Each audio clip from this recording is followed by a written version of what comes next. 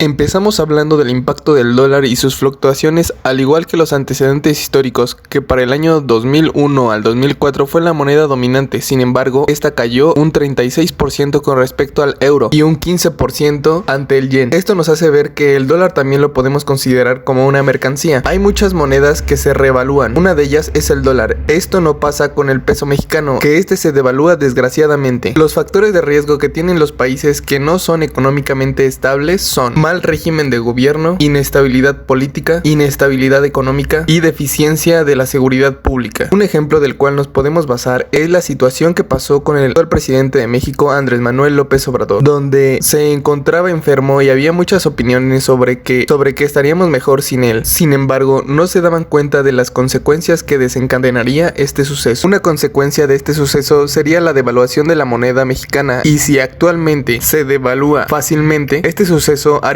que el proceso de devaluación fuera más rápido. El dólar tiene una gran influencia con las tasas de intereses internacionales. Un punto a destacar, ya mencionado en clases pasadas, es el interés es el precio del dinero. Ahora, en Estados Unidos, como en muchas partes del mundo, el interés es volátil. Esto debido a factores económicos, políticos, etc. Sin embargo, en países como México, donde la moneda se devalúa con facilidad, las tasas de interés son elevadas. Un ejemplo, si nosotros pedimos un préstamo a un banco de Estados Unidos, la tasa sería baja. Sin embargo, debemos tener cuidado con la devaluación de nuestra moneda, porque si esta se llega a devaluar, nuestro préstamo de $500, que en ese entonces estaba en 3 pesos por dólar, ahora nos costaría casi 8 pesos por dólar. Esto nos puede llevar a quebrar una empresa. El segundo día empezamos hablando sobre el outsourcing, que muchas empresas prefieren por sus beneficios. Cuando hablamos de subcontratación, diríamos que es un acuerdo entre dos empresas las cuales tienen una serie de actividades. Un ejemplo es cuando tu empresa necesita de limpieza, pero no contratas tú a la persona, contratas el servicio de una empresa que está especializada en esa área, y esa empresa manda a sus empleados, quienes ya saben el acuerdo al que se llegó de mantener limpias las instalaciones, sanitizadas, etc. La ventaja de hacer esto es un ahorro de tiempo, al igual que esta persona como tal no trabajaría en tu empresa, sino trabajaría de una forma externa y no necesitarías meterla a la nómina, ni tener seguro social, ni prestaciones de un trabajador. Las garantías son los compromisos irrevocables independientes de los contratos subyacentes, y que los compromisos son deudas contraídas. Los compromisos son deudas contraídas irrevocables, porque cuando ya sucedió el hecho no es posible neutralizarlo, a menos que el compromiso se cumpla. El compromiso se da bajo un contrato en donde las dos partes se encuentran en desacuerdo y por voluntad propia generan esos contratos. Estos compromisos son emitidos por un banco garante a partir de las instituciones del ordenante, y que supone el pago de la cantidad establecida en la propia garantía hacia el beneficiario. Esta puede ser física o moral. Las cuestiones de garantías internacionales van a partir de marcos jurídicos estrictamente generados entre dos naciones, y estos mismos van a generar una serie de condicionantes claras, objetivas y concretas. Así que se establecerán dentro del contrato, donde en un momento dado las dos partes tengan que reconocerlos, y para esto están las dos personas físicas y morales. Para poder hacer este proceso se debe cobrar una comisión que se queda del banco. Estas comisiones van a estar sujetas al precio de la venta final y deben estar registradas dentro de los registros contables. Estas mismas entran en el rubro demanda de moneda extranjera, uso de instituciones financieras, y esto nos termina ayudando para saber la conformación de nuestro precio del mercado. Las garantías son el instrumento que permiten asegurar el cumplimiento de las obligaciones pactadas por las partes en una relación contractual, es decir, en una relación donde dos personas están aceptando su responsabilidad jurídica, su responsabilidad social, su responsabilidad mercantil y su responsabilidad como persona de buena fe, que establece un contrato en el orden internacional, y las propias garantías sirven como medio de prevención de riesgo del incumplimiento de este, por medio de mecanismos de resarcimiento para el perjudicado si en algún momento dado existiera un daño causado por el supuesto que se produce por el propio incumplimiento del mismo contrato. Las garantías adquirieron un enorme auge en el comercio internacional debido a dos circunstancias que son importantes, y estas condicionan el desarrollo de los contratos: el cambio de las posiciones económicas de los vendedores y compradores dentro del mundo en el mercado internacional se debe a la creciente demanda del control tanto de oferentes como de demandantes. Esto provoca que las partes acreedoras a estas prestaciones se conviertan en una exigencia normal por el otorgamiento de garantías sobre el cumplimiento de estas mismas obligaciones contractuales. Terminó esta clase mencionando que es importante revisar todos los contratos, y necesitamos tener una serie de revisores de contratos jurídicos que nos permitan: 1. Interpretar la ley en México; 2. 2. Interpretar la ley en España, pero que también sepan los códigos de comercio de España y de México, al igual que sepa las relaciones comerciales que existen. También debemos saber en un momento dado el inglés para poder tener un conocimiento aún más amplio. Este día hablamos de las garantías bancarias en el orden internacional, desde lo general hasta lo particular. También vimos cuál es la corresponsabilidad que tiene una empresa, la corresponsabilidad que tiene un comprador y la corresponsabilidad en un momento dado tiene con otro documento que hablaba sobre las cuestiones ecológicas. Las garantías bancarias son muy importantes en el orden internacional porque estos son los medios de pago de este mismo. Depende de una serie de contratos con respecto a garantías personales, con respecto a cómo armar una cadena no solo de producción, también de distribución y las garantías que en un momento dado nosotros demos en calidad del producto, tiempos de entrega, embalajes. El segundo día empezamos hablando sobre las ventajas que tienen las garantías bancarias y es que cada vez mejoran los sistemas en ciberseguridad. Las ventajas, centrándonos en la figura del beneficiario, la emisión de la garantía de este tipo conlleva una primera ventaja. Esta es el aseguramiento. Esta consiste en cubrir los rasgos que se pudiesen derivar de la contraparte en relación subyacente de no haber cumplido con las obligaciones, indemnizándole con los prejuicios económicos que tal conducta causó. En segundo lugar, quien recibe la garantía intenta que su reclamación pueda ser atendida en cualquier momento, no teniendo que probar los daños sufridos ni el incumplimiento del deudor en relación al principal. Esto evita la ejecución que la garantía pueda verse incluida por alguna alternativa que afecte el mercado en el orden internacional. Las ventajas que se derivan del beneficio tienen una directa correspondencia con la propia redacción del contrato de las garantías. El comercio internacional con la biotecnología. Empezamos como siempre haciéndonos cuestionamientos muy interesantes sobre si nosotros fuimos formados con un pensamiento progresista, con habilidades de transformación o innovación. Esto está muy claro y es que no es así, ya que podemos ver, claro está, en escuelas públicas donde algo muy básico es el segundo idioma, el idioma inglés. Este es básico y así nos vamos hasta la universidad. Te puede decir donde podemos buscar conforme a nuestras posibilidades e intereses un conocimiento más amplio. ¿Y en dónde entra la biotecnología en todo esto? Y es que la biotecnología debe tener una serie de indicadores con respecto a la ética,